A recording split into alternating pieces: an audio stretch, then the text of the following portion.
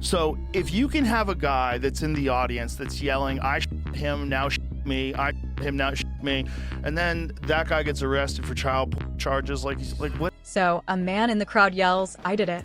I did it. And days later, he's arrested for child charges.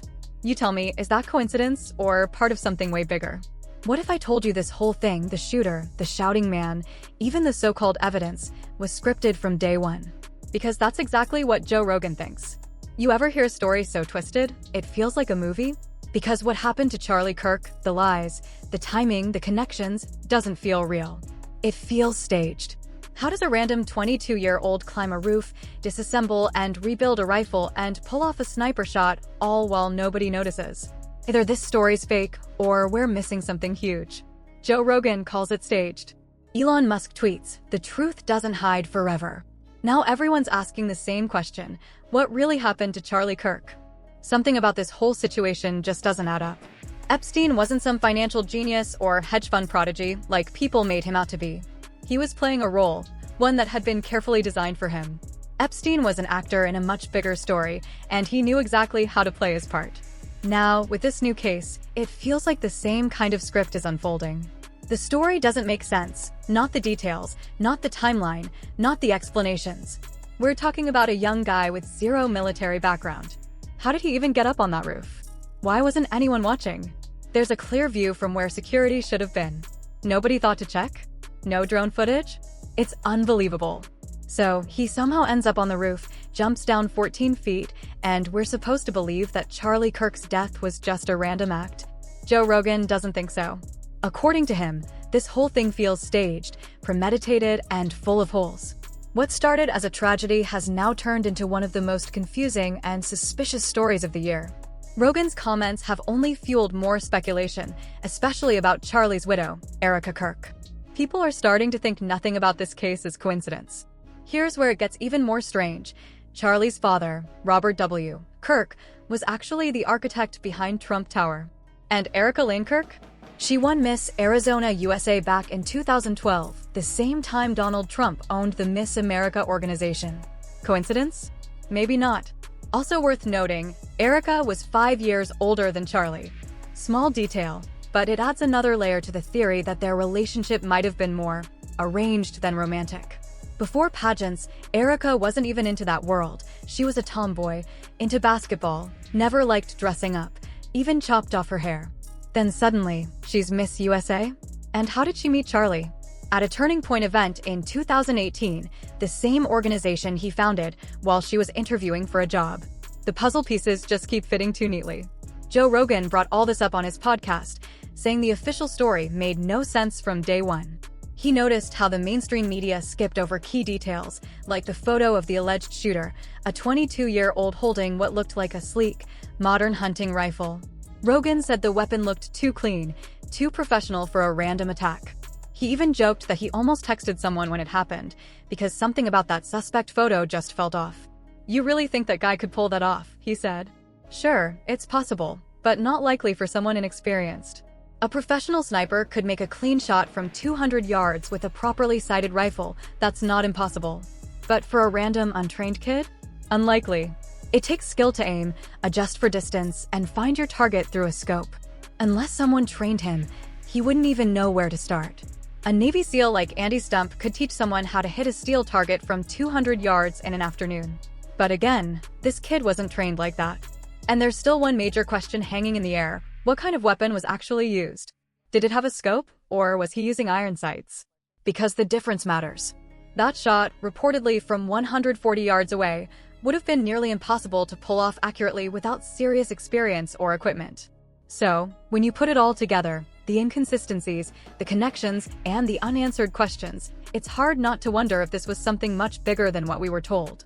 If you've ever tried shooting with iron sights, you know it's not easy. You've got 2 points at the back of the gun and 1 at the front, and you have to line them up perfectly to stay accurate. It's an old-school setup. Most pistols, like a basic Glock, still come that way. But rifles? Most modern ones have scopes now, and that changes everything. This is where things start to get strange. The suspect's rifle had a scope, and when the first pictures surfaced, something didn't sit right. The gun looked too new, too clean. It seemed like it had a composite stock, the kind you'd see on a modern .30-06 hunting rifle, not an old hand-me-down. Maybe the image quality was bad, maybe the lighting was off, but to the naked eye, it looked modern. If someone showed you that rifle and said, "Hey, this was my granddad's from World War I," you'd probably laugh. It looked nothing like that. But according to the official story, that's exactly what it was, his grandfather's rifle from World War I, supposedly without a serial number. Convenient, right? Then there's another bizarre twist. An older man at the scene started yelling, "I did it. I did it," right after the shots were fired. Witnesses say he even took off his pants during the chaos. Turns out, this same man has been linked to several major incidents. He was at 9/11, at the Boston Marathon bombing, and once called in a fake bomb threat somewhere else. What are the odds that one person just happens to show up at all those events? Practically zero. And here's the kicker. Not long after this incident, that same man was arrested on child-related charges. Which, of course, means no one can question him anymore. Convenient timing, once again. For Joe Rogan, these details weren't just weird, they looked orchestrated, like a distraction designed to muddy the waters and make the truth harder to trace. Then came another unbelievable part of the story. Authorities claimed the shooter took his rifle apart, packed it into a backpack, carried it to the roof, and then reassembled it before firing. Rogan called that out immediately. Disassembling and reassembling a rifle like that isn't easy. Even trained professionals take time to do it properly. And even then, a gun like that wouldn't fit neatly into a small backpack. So, the idea that an untrained 22-year-old pulled that off in the middle of all that chaos? It just doesn't hold up. The whole thing, from the weapon to the man shouting to the so-called evidence, feels like a poorly written script. And to top it off, there was even elevator music playing in the background of the footage. It almost felt staged, like someone wanted the whole thing to look surreal, a performance, not a tragedy. When you piece it all together, none of it makes real-world sense. A modern-looking rifle supposedly from World War I. A strange man who conveniently shows up at every major event. A weapon that's magically disassembled, hidden, and reassembled on a rooftop. And somehow, we're supposed to just accept it all at face value. So, let's get this straight. You've got a guy in the crowd yelling, "I did it. I did it," right after the shooting, and then that same man ends up arrested on child-related charges immediately afterward. Seriously, what's going on here? Then, on top of that, the story we're told is that the shooter supposedly took apart a rifle, carried it in a backpack, climbed a roof, and reassembled it before firing? If you were a detective hearing that, you'd probably say, "Come on, this story is ridiculous." That's exactly how Joe Rogan felt. A short clip of him talking about the case spread like wildfire across social media. People tagged Elon Musk, and sure enough, Musk responded in his classic cryptic style, "The truth doesn't hide forever." That single sentence from Musk set the internet on fire. Within hours, users were slowing down Rogan's podcast clips, analyzing every frame, every word, trying to figure out if Rogan and Musk knew something the public didn't. The more people looked into it, the more suspicious everything seemed. It started to feel less like a tragedy and more like a production, a story built to confuse and divide. Rogan explained that this kind of chaos is how the truth gets buried. When you flood the internet with noise, strange details, inconsistent facts, wild rumors, people stop trusting everything. You leave a random gun out in the woods, throw in an unhinged bystander yelling nonsense, and suddenly the whole narrative becomes a circus. As Rogan put it, you add enough crazy details, and people stop believing anyone's version of the truth. Once the clip went viral, conspiracy theories exploded across platforms. Why were two of the biggest names in the world, Joe Rogan and Elon Musk, both suddenly talking about a case everyone thought was over? Coincidence, or something more? Then Musk made things even stranger. He started liking posts from Candace Owens, the same commentator who had previously accused the media of hiding facts about Charlie Kirk's death. Almost overnight, hashtags about Kirk's widow began trending. Forums filled up with speculation. Online sleuths convinced themselves that Rogan and Musk were quietly signaling that something bigger was happening behind the scenes. Even mainstream news outlets, pretending not to feed into it, started referencing the story, which only made people dig deeper. When Rogan's full podcast episode dropped, it became clear he wasn't just nitpicking details. He was flat out saying the story didn't add up. The weapon, the timeline, the supposed suspect, the bizarre coincidences, none of it felt real. If this were a movie, Rogan joked, no one would believe it. The mood across social media shifted. People weren't just curious anymore, they were disturbed. Sickening was the word many used. Rogan said all he could do now was keep researching, gathering information, and waiting for something that actually made sense. And maybe that moment is coming. Because according to the FBI, they're now looking for another person connected to the case, a possible accomplice. Finally, Rogan said, something about that makes sense. He even brought up a comparison that sent chills through listeners, the book Chaos, which dives into the dark web of the Charles Manson murders. The implication? History has a way of repeating itself when the truth is buried deep enough. What that book Chaos teaches us is chilling but true. When the government wants to hide something, it doesn't silence information, it floods you with it. You get so many stories, so many sources, so many versions of the truth that your brain can't process any of it. You stop knowing what's real. Every outlet publishes a slightly different version. Every talking head gives their own spin, and soon the noise becomes overwhelming. That confusion isn't an accident, it's the strategy. The goal is to exhaust you until you finally give up and accept whatever the official story says. But this time, we can't let that happen. We can't just shrug and move on.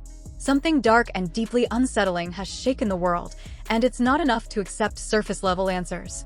The media, the government, and the usual commentators are all muddying the waters, blurring what really happened with Charlie Kirk, how this event came to be, and who was truly behind it. Even something as simple as who picked the venue remains unclear. Then Candace Owens went live again, and what she said only added to the storm. During her stream, Owens claimed that Charlie had begun digging into subjects that made powerful people in the US government, and even their allies, extremely uncomfortable. She said his questions were getting too bold, his demands too direct, and that those in power saw him as a growing problem. Look at Charlie's own words, she said. He was talking about things you're not supposed to touch, especially when you're getting paid by the same people who don't want those things questioned. According to Owens, that pressure was building every single day. And one of the topics Charlie had started to speak out about was none other than Jeffrey Epstein. In one of his clips, Charlie discussed Epstein, his close associate Ghislaine Maxwell, and her father, Robert Maxwell, a man long suspected of having ties to Israeli intelligence. Charlie didn't mince words. He said Epstein wasn't a genius financier or a hedge fund prodigy. He was an actor, someone handpicked for a role and trained to play it convincingly. The messy hair, the Harvard sweatshirt, the brilliant but eccentric image, it was all part of the illusion. Epstein was made to look like a mysterious genius, so people would trust him with their money and secrets. But those who actually met him behind closed doors painted a very different picture. They said he wasn't impressive at all, especially when it came to finance or economics. He was just average. Which raised the real question, what was his true job? Charlie explained that in the world of intelligence, one of the oldest tactics is gathering blackmail on the powerful, politicians, executives, even royals. And Epstein, he said, was the perfect vehicle for that. This wasn't wild speculation anymore. Evidence now suggested that Epstein could have been connected to Mossad, the CIA, Saudi intelligence, or maybe he was simply the middleman for all of them. A man who could host the right parties, bring in the wrong people, and capture the moments that could later be used to control them. Imagine, Charlie said, a country dropping off a few $100 million and telling him, get a royal family member caught with someone underage, and we'll make sure they cooperate. According to him, that same Epstein playbook is still being used, not occasionally, but every single day. Members of Congress, he claimed, are being blackmailed right now. Then came one more haunting detail from Owens. She revealed that Charlie had left behind a note, one that hinted someone close to him wasn't being honest. She even showed screenshots of messages where Charlie talked about losing donors right before his death. In one message, he wrote, "Just lost another huge Jewish donor, $2 million a year, because we wouldn't cancel Tucker." It was one of his last recorded conversations. To Owens, that message wasn't just financial frustration, it was a warning sign. Charlie was standing up against pressure that came from far higher than most people realized. And in doing so, he may have crossed a line that couldn't be uncrossed. In the days leading up to Charlie Kirk's death, there were signs, subtle but clear, that something wasn't right. Just 48 hours before the assassination, Charlie was still standing firm on what he believed. In a private text thread, he wrote, "Jewish donors play into all of the stereotypes. I cannot and will not be bullied like this. They're leaving me no choice but to step away from the pro-Israel cause. Another person in the group, identified as Sedona, replied, "Please don't invite Candace. That might feel good in the short term, but it's not good long term." Like every group, you're going to get a wide mix of opinions. That's the price of free will. Let the dust settle a bit first. But Charlie didn't back down. Not in those messages. Not in the private Hamptons meeting people are still lying about. He made himself very clear, and that's part of what makes what happened next so chilling. Joe Rogan's fans soon noticed that some of Candace Owens' claims echoed things Rogan had said earlier. Both had talked about inconsistencies in the story. Both mentioned that certain people couldn't be trusted. And both hinted carefully, but unmistakably, that something about Charlie's widow, Erica, didn't seem right. Then another strange connection came to light, one that pulled Donald Trump himself into the mix. An old clip resurfaced where Trump joked about surviving an assassination attempt while referencing Charlie Kirk by name. In the video, Trump said, "They've become very violent, the left. They've rammed vehicles into federal law enforcement, fired sniper rifles at IC agents and me. But I turned at the right time. I turned to the right." Charlie couldn't believe it. He said, "How the hell did you make that turn?" I said, "I don't know." The timing of that clip going viral was almost eerie. And then, just as online speculation hit its peak, Utah prosecutors released something new, a series of text messages allegedly sent by the accused shooter, 22-year-old Tyler Robinson, to his romantic partner. That's when everything exploded again. The so-called evidence instantly became one of the most debated pieces of digital proof in recent memory. Countless people, including major influencers, questioned whether the texts were even real. Some claimed the tone didn't sound like someone Tyler's age. Others said the language was far too polished, too detailed, too convenient. If you looked closely, there were even ellipses, those little marks floating above the texts, suggesting parts of the conversation were missing or spliced together.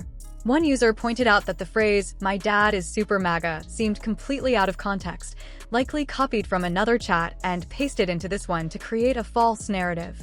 "These messages are clearly doctored," one commentator said flatly. "You can decide why. Maybe they're protecting someone, maybe they're controlling the story. But it's not authentic." People started demanding real transparency. Rogan and Owens both said what many were thinking. They wanted every text message, every timestamp, and every unedited detail. Why, they asked, had prosecutors released selective screenshots instead of the full conversation? The missing timestamps were especially suspicious. Based on what's public, the messages appear to jump from the moment the campus went into lockdown to the following day, skipping over crucial hours when Tyler's father reportedly learned his son had been identified as the suspect. Those gaps raised more questions than answers. As Rogan put it, "You have every right to be uncomfortable, because I'm more than uncomfortable. I'm flat out disturbed." And yet, one part of the story still felt incomplete: a man named Lance. From the very beginning, investigators mentioned him briefly, describing him as fully cooperative. But since then, silence. No one saying Lance was involved, but many, including Rogan, find it strange that someone so close to the case has vanished from the narrative entirely. Why? And what, if anything, does he know? As the questions piled up, even Steve Bannon, Donald Trump's former advisor, joined the conversation. On his podcast, he flat out rejected the official story, and especially the so-called confession texts. "I feel incredibly privileged to have spent a day and shared a meal with Charlie Kirk this summer. He was a giant of a man."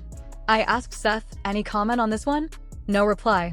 The next morning, I followed up, "Need a comment ASAP, please." Still nothing. Owens said she messaged him again, directly confronting him about the meeting.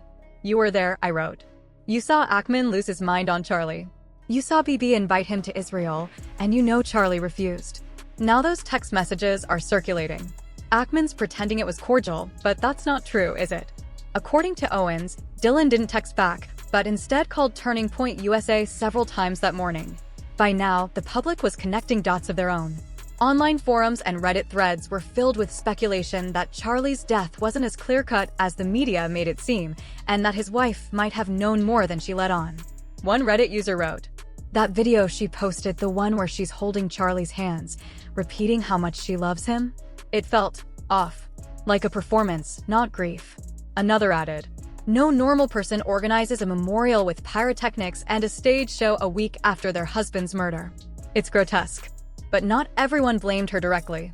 Some believed she might simply be a pawn caught in something much larger. I think Turning Point America is pulling the strings, one commenter said. She's probably in shock, just doing what she's told.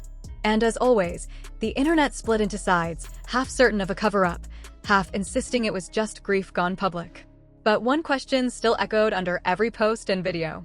What really happened to Charlie Kirk?